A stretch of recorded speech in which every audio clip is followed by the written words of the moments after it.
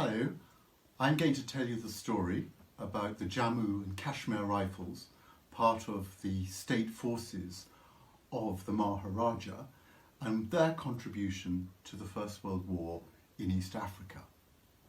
The story starts with my grandfather, who was attached to the private army as their specialist training officer and advisor. They sailed from India in very uncomfortable conditions.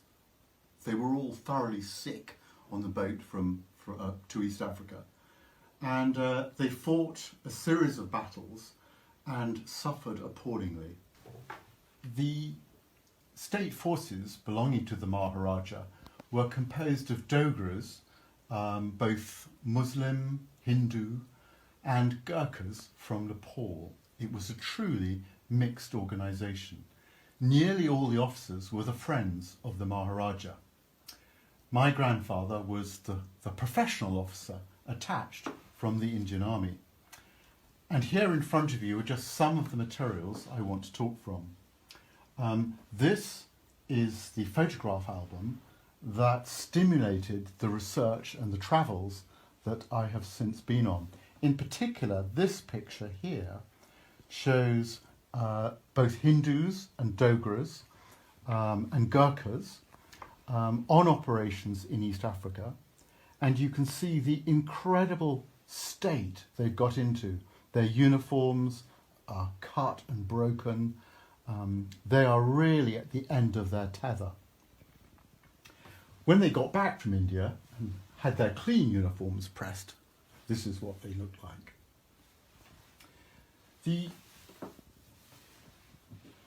The story of the British in India is one of huge service. My family served for 6 generations in a row, and Alec, my grandfather, was on attachment from the professional Indian Army to try and raise the standards of competence and training. He was given this picture of the Maharaja by the Maharaja when they came back at the celebrations in Jammu. The forces of the Maharaja were not just the infantry, although this was the primary group. As a cavalryman myself, it's great to see the Lancer Squadron recorded in this manner. Here's a photograph of the 2nd Battalion and half the 3rd Battalion assembling at Jammu on the start of their journey. Here's a map of East Africa. Today this is Tanzania and this is Kenya. Here is the border. And the map shows the operations that they took part in. The Jammu and Kashmir Rifles served for nearly 30 months in theatre.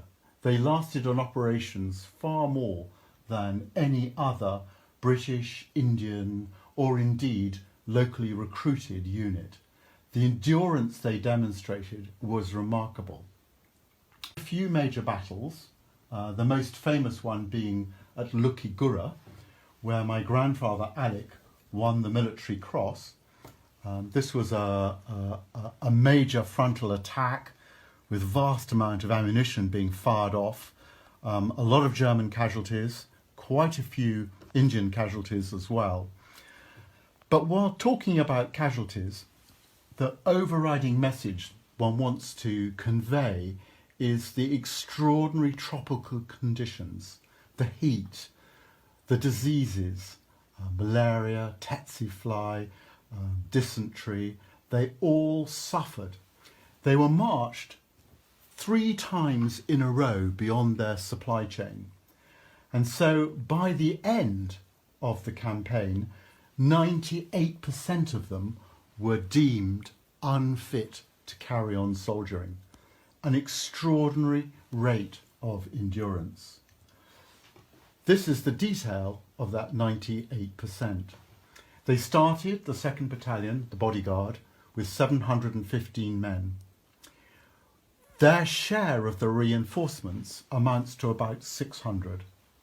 And then the number left standing at the end of February 1917 was 280. And then the doctors said only 20 to 30 of them were fit enough to carry on soldiering. A truly extraordinary casualty rate.